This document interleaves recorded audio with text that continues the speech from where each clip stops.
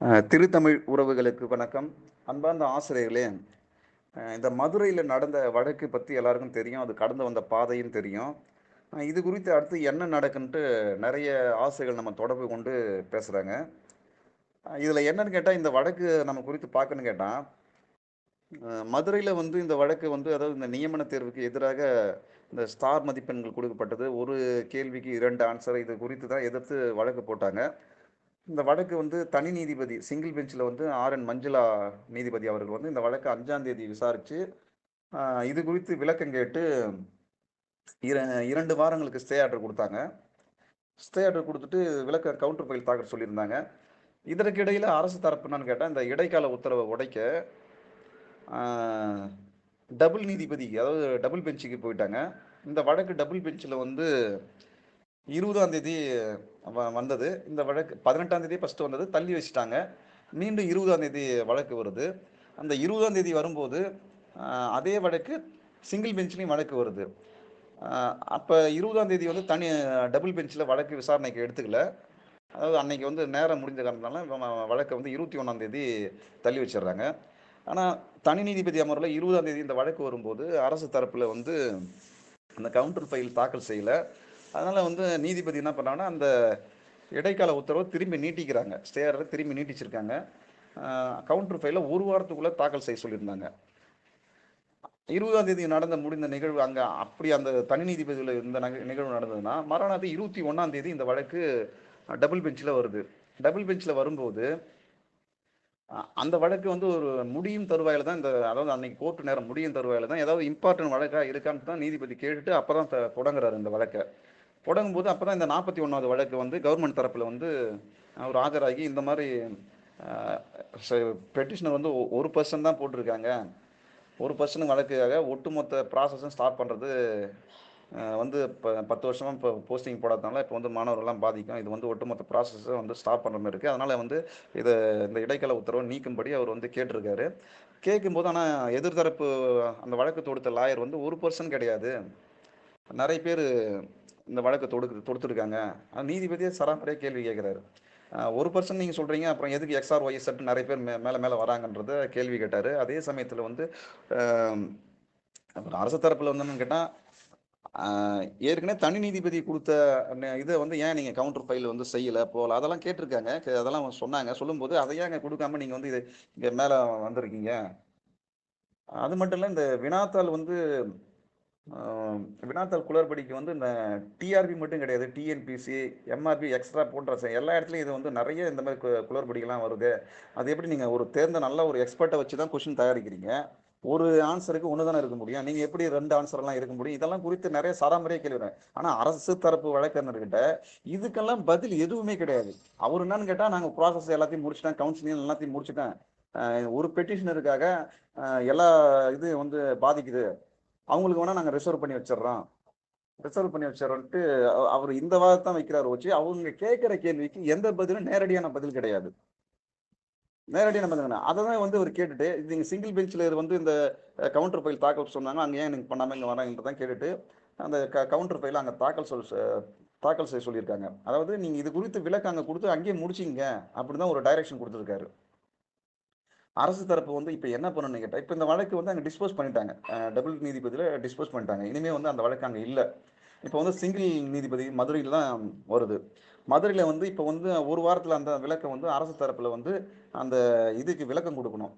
திரும்பி இவங்க வந்து அவங்க கேட்குற கேள்விக்கு விளக்கம் கொடுக்காம எல்லாமே முடிஞ்சு போச்சு, ப்ராசஸ் முடிஞ்சு போச்சு, நாங்கள் வந்து இதுக்காக பண்ணுறோம், இதை ரிசர்வ் பண்ணோம்னு சொன்னால் இது வந்து இப்போ எதிர்த்தரப்பு வழக்குன்னு கேள்வி கேட்பாரு. இப்போ வந்து வழக்கு வந்து ஒருத்தவங்க மட்டும் கிடையாது, இதை அன்னைக்கே சொல்லிட்டாரு. வழக்கு ஒருத்தவங்க மட்டும் கிடையாது. இப்போ இது பின்னாடி நிறைய பேர் ஒரு 2000 பேர் 3000 பேர் வழக்கு போடுறான்னா 3000 பேருக்கு ரிசர்வ் பண்ணுவாங்கன்னு ஒரு எதிரி கேள்வி வைக்கிறான்னு வச்சுங்க, நீதிபதி ஒரு கணம் யோசிப்பார். அப்போ இந்த மாதிரி ஆர்குமெண்ட்டை பொறுத்து தான் இந்த வழக்கு வந்து தீர்ப்பு மாறும். இப்போ அப்போ வந்து இந்த வழக்கில் வந்து நிறைய பேர் கேட்குற கேள்விக்கு வந்து அந்த எதையுமே நம்ம வந்து சொல்ல முடியாது. எக்ஸாம் கேன்சல் ஆகுமா, இல்லை இந்த வழக்கு போட்டவங்களுக்கு மட்டும் பண்ணி கொடுக்குமா, இதெல்லாம் எதுவுமே சொல்ல முடியாது. வைக்கிற வந்து அந்த கவுண்டர் ஃபைலுக்கு எதிராக வைக்கிற வழக்கறிஞர் வாதத்தை பொறுத்து தான் இந்த வழக்கு மாறும். இதே சூழ்நிலையில் இப்போ வந்து என்னன்னு கேட்டால், சென்னையில் வந்து வழக்கு வருது. சென்னையில் வந்து 24ஆம் தேதி அங்கே சென்னை மதுரையில் உள்ளவங்க ஒரு பக்கம் வழக்கு போட்டாலும் சென்னையில் வந்து சென்னை அந்த இந்த சென்னையில் உள்ள உயர்நீதிமன்றத்தை லிமிட்டில் ஒரு வட்டாரத்தில் இருக்கிறவங்க வந்து வழக்கு வந்து இங்கே தொடுக்கும்போது இந்த வழக்கெல்லாம் எல்லாமே வந்து அவர் இன்னும் விசாரணையே எடுக்கல, எல்லாத்தையும் அப்படியே தள்ளி தள்ளி தான் வச்சுட்டு இருக்காரு. இது குறித்து நிறைய வழக்கு வந்து இது எல்லாத்தையும் ஒன்றா வந்து 24ஆம் தேதி விசாரிக்கிறேன்னு சொல்லியிருக்காரு. இப்போ இங்கே வந்து இதனுடைய மதுரையில் நடந்தனுடைய தாக்கம் கண்டிப்பாக இங்கே நடக்கும். ஏன்னு கேட்டால் இந்த வழக்கில் வந்து இந்த மாதிரி எங்கள் ஸ்டே ஆர்டர் கொடுத்துருக்காங்க, நீடிச்சிருக்காங்க, அரசு தரப்பில் வந்து விளக்கம் கேட்டிருக்காங்க. இது எல்லாம் அங்கே வந்து எடுத்து வைப்பாங்க. வைக்கும்போது நீதிபதி நீங்கள் அதற்கான விளக்கத்தை இங்கேனாச்சும் தவிர அந்த கவுண்டர் ஃபைல் தாக்கல் செய்வாங்கன்னா அது பொறுத்துன்னு தான் பார்க்கணும். நாளைய வரக்கூடிய வழக்கில் என்ன நடக்குதுன்ட்டு நம்ம தெரிஞ்சு தான் பார்க்கணும். இப்போ இங்கே சென்னையிலே வந்து ஒரு 100 பேருக்கு மேற்பட்டு இந்த வழக்குகளை தொடுத்துருக்காங்க.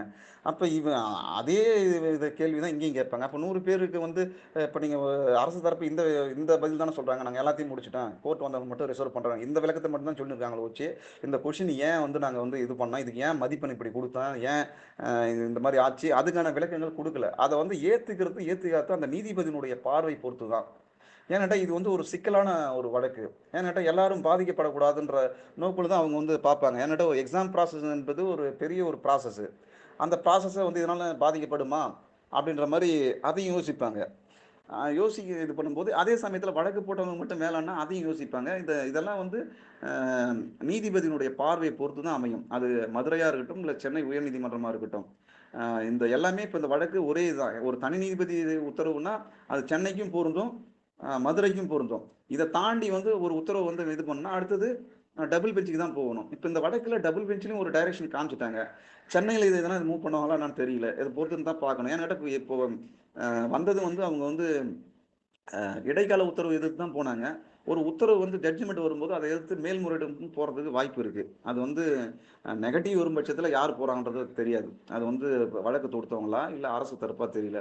அரசு தரப்பு வழக்கறிஞர் பெரும்பாலும் இந்த வழக்கை வந்து உடைக்க தான் பார்ப்பாங்க. அதே பெட்டிஷனர் வந்து இந்த வழக்கை வந்து எப்படியா இந்த எக்ஸாம் வந்து அவங்களுக்கு வந்து தீர்வு கிடைக்குன்னு தான் பார்ப்பாங்க.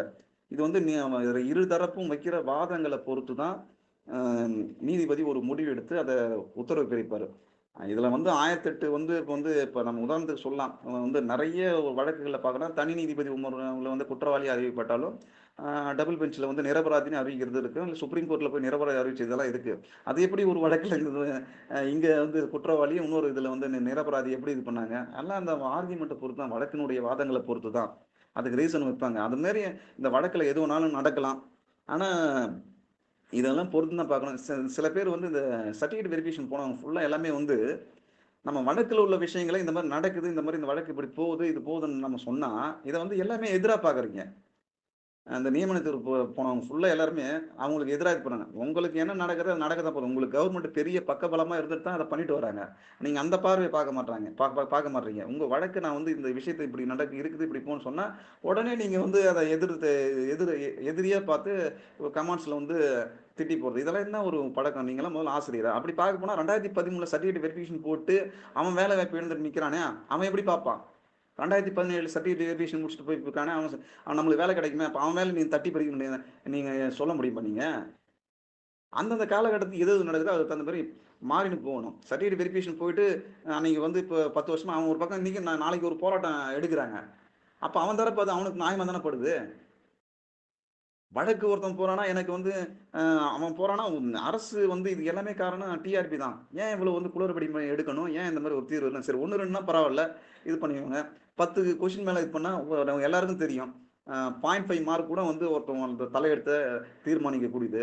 அப்படி இருக்கும்போது தானே வழக்காட மன்றம் போறான். இது எல்லாத்துக்கும் முற்றுப்புள்ளி வைக்கக்கூடிய இடத்துல வந்து டிஆர்பி இருக்கு. அதுல உள்ளார இருக்கிற ஐஏஎஸ் அதிகாரிகள் கிட்ட இருக்கு.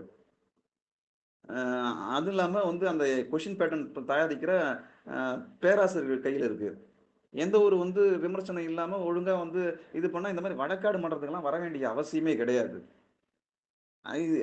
அவங்க பண்ற தப்புக்கு வந்து பாவம் ஒரு பக்கம், பழி ஒரு பக்கம்ன்ற மாதிரி எனக்கு வந்து முரண்பாடு இருக்குதுன்ட்டு ஒருத்தன் கேஸ் வழக்கு போடுறான். அதெல்லாம் விட்டுறீங்க. வழக்கு போட்டனோட கூட விட்டுறீங்க. நம்ம வந்து யூடியூப்ல போய் போட்டா நம்ம யூடியூப் போடுறவங்க வந்து திட்டுறது என்ன இது ஒரு லாஜிக் இது? ஆசிரியர் என்பவன் வந்து ஆசிரியா முதல்ல இது வருங்க. உங்க சுயநலத்தை வந்து இங்க வந்து காமிக்காதீங்க. உங்க சுயநலத்தை வந்து யாருமே வந்து காமிக்காதீங்க. இப்போ எல்லாருக்கும் சுயநலம் தான் இருக்கு. சுயநலத்தினுடைய முடிவு தான் இங்க இவ்வளோ உங்களுடைய முரண்பாடான கருத்துக்கள்லாம் இங்க வர்றது.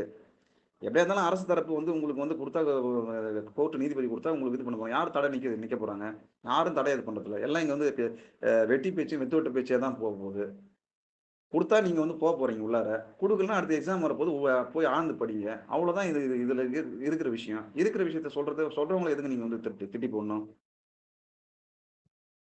அரசியல் சம்பந்தமான வழக்குகள, செய்திகள தெரிஞ்சுக்கணும்னா, நம்ம சேனல செய்தியா மட்டும் பாருங்க. உங்க கருத்துக்கள வந்து திணிக்காதீங்க. நன்றி.